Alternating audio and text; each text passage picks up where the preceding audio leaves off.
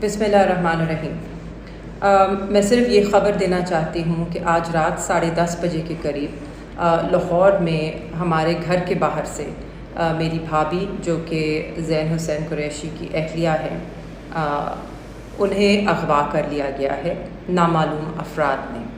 3 गाड़ियों में वो आए थे। उन्होंने गाड़ी का पीछा किया, गाड़ी को रोका और ज़ोर और जबर के इस्तेमाल से वो उन्हें उठाकर ले गए।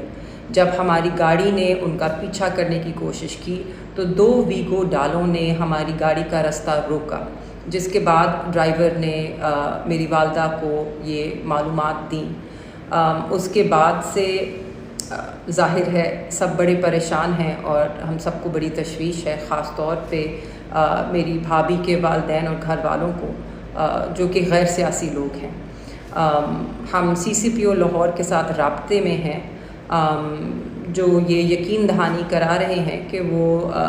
गाड़ी को ट्रेस करने की कोशिश कर रहे हैं और उसका पता करने की कोशिश कर रहे हैं। सबसे ज़्यादा हैरत की बात ये है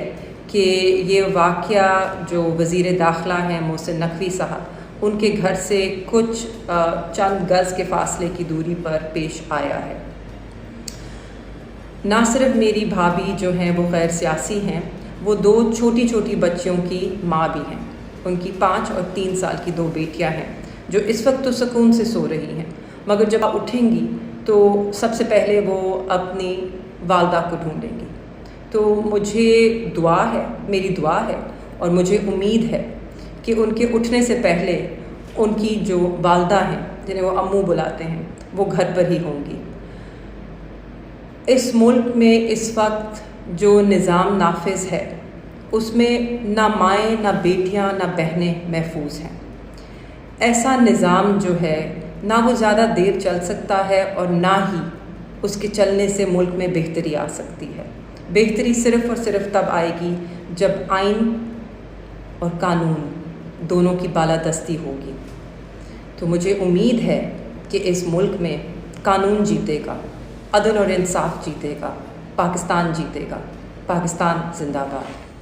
मरियम नवाज शरीफ जो जेली वज़ीर आला पंजाब हैं, आपने उनकी आज प्रेस कॉन्फ्रेंस देखी और सुनी। मैंने उनकी पार्टी के साथ देखे कितने सालों काम किया। जब मैं उनका तर्जुमान था, जब अरशद शरीफ को उसका कत्ल होता है, उसको कत्ल करवाया जाता है, तो उस वक्त फिर मैं इंकिशाफात करता हूँ, बताता हूँ कि इसमें मरियम नवाज के टेलीफोन में उसकी वीडियो है। मरियम नवाज, आपको याद होगा जब आप टेलीफोन करती थी उनको और इधर भी फोन करती थी और आप कहती थी मार दो इसको, मार दो, मार दो, और ट्वीट आपने उससे पहले लिखा हुआ था, जो बाद में आपने किया कि मैं आपको पार्सल भेज रही हूँ। आज एक बच्ची के साथ ज्यादती होती है और आप किस तरह उसकी मुखालफत करती हैं। आप पुलिस को भी कहती हैं, गुल्लू भट्टू को भी कहती हैं कि जनाब आप बोलें कि इस तरह का किसी किस्म का ना तो कोई वाकया हुआ है, ना कोई ऐसी चीज सामने आई है, बल्कि आप जरताज गुल की बहन पर बार बार इल्जामात लगा रही हैं। जरताज गुल की बहन अगर उस कॉलेज में प्रिंसिपल है या टीचर है, कुछ भी है, तो वो बड़ी बेखूबी अपनी जो उसकी जिम्मेदारी है उसको निभा रही है। कभी भी उसने सियासत की तरफ नहीं देखा, बल्कि अपनी जिम्मेदारी को अपनी जिम्मेदारी समझा। और आप कह रही हैं कि ये भी एक PTI का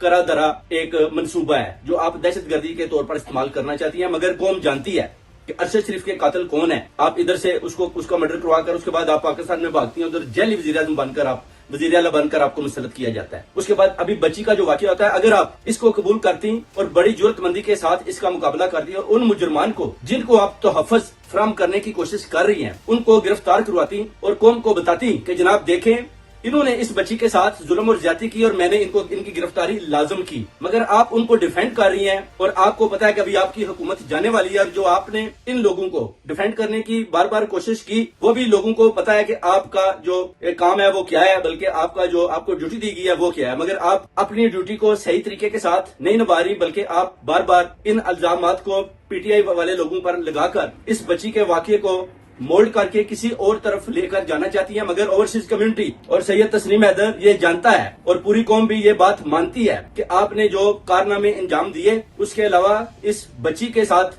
जो ज्यादती हुई उसकी मुखालफत की, नफी की, और आज आपने प्रेस कॉन्फ्रेंस करके ये साबित कर दिया कि मरियम नवाज अपनी कौम और अवाम और इन बच्चियों के साथ नहीं खड़ी। अगर आप इस बच्ची के साथ खड़ी होती और इस वाकये को आप बयान करती कि हाँ ऐसा हुआ है और मैं उन लोगों को उनके इंजामात पर पहुंचाऊंगी, तो फिर लोगों ने आपका साथ देना था। मगर आज आपने अपने आप को नीचे गिराया और किसी की बच्ची को इस तरह उसकी जो आपने उसके साथ ज्यादती की, उसके साथ जो ज्यादती हुई उसकी नफी की اور پولیس اور ان لوگوں کو پروٹیکٹ کیا جو کرمنلز ہیں، اور آپ کرمنلز کی نانی ہو، اسی لیے آپ کو بار بار پیغام دیتے ہیں کہ آپ اس کرسی کے لائق نہیں ہیں۔ جنرل اسم منیر نے آئی تھنکس کہ ان کی یہ چوائس غلط ہے، میں بار بار کہتا ہوں، اور آپ اس چیئر کو چھوڑیں اور پیچھے ہٹ جائیں، ان لوگوں کو سامنے آنے دیں۔ پی ٹی آئی والوں کو آپ دہشت گرد قرار نہیں دے سکتے، کیونکہ آپ کو پتا ہے کہ آپ ان کے جیتے ہوئے مینڈیٹ پر بیٹھی ہوئی ہے اور غلط غیر آئینی فیصلے کر رہی ہو۔ قاضی فائز عیسیٰ آپ کے ساتھ ملا ہوا ہے، چند جرنیل بھی ملے اور آپ مل کر محسن نقوی کے ساتھ یہ گندا کھیل سب کھیل رہے ہو جو اوورسیز کمیونٹی کو دکھائی دیتا ہے۔ ابھی آپ دیکھنا ہے کہ آپ جناب اور کتنی دیر تک حکومت کرتی ہو، اور اوورسیز کمیونٹی اور پی ٹی آئی کے جتنے بھی ٹائیگرز ہیں وہ آپ کا مقابلہ کریں گے، اور انشاءاللہ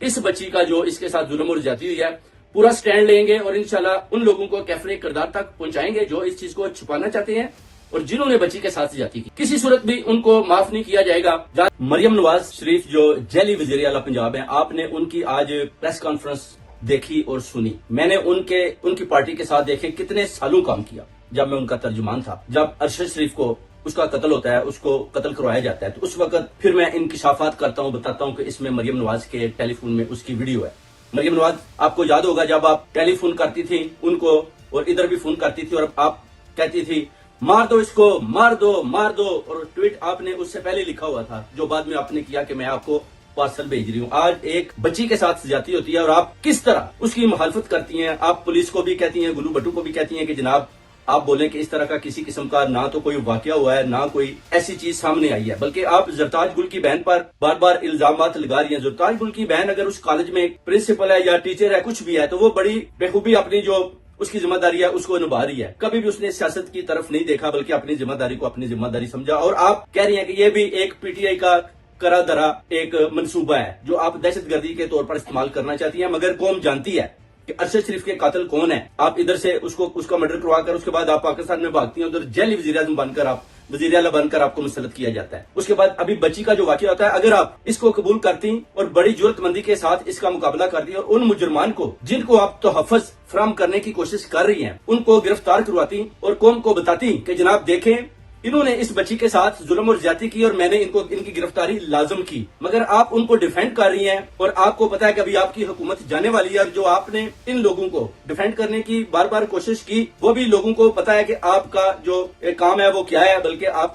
کو ڈیوٹی دی گئی ہے وہ کیا ہے، مگر آپ اپنی ڈیوٹی کو صحیح طریقے کے ساتھ نہیں نبھا رہی، بلکہ آپ بار بار ان الزامات کو پی ٹی آئی والے لوگوں پر لگا کر اس بچی کے واقعے کو مولڈ کر کے کسی اور طرف لے کر جانا چاہتی ہیں۔ مگر اوورسیز کمیونٹی اور سید تسنیم حیدر یہ جانتا ہے اور پوری قوم بھی یہ بات مانتی ہے کہ آپ نے جو کارنامے انجام دیے اس کے علاوہ اس بچی کے ساتھ جو زیادتی ہوئی اس کی مخالفت کی، نفی کی، اور آج آپ نے پریس کانفرنس کر کے یہ ثابت کر دیا کہ مریم نواز اپنی قوم اور عوام اور ان بچیوں کے ساتھ نہیں کھڑی۔ اگر آپ اس بچی کے ساتھ کھڑی ہوتی اور اس واقعے کو آپ بیان کرتی کہ ہاں ایسا ہوا ہے اور میں ان لوگوں کو ان کے انجامات پر پہنچاؤں گی، تو پھر لوگوں نے آپ کا ساتھ دینا تھا، مگر آج آپ نے اپنے آپ کو نیچے گرایا اور کسی کی بچی کو اس طرح اس کی جو آپ نے اس کے ساتھ زیادتی کی، اس کے ساتھ جو زیادتی ہوئی اس کی نفی کی، اور پولیس اور ان لوگوں کو پروٹیکٹ کیا جو کرمنلز ہیں۔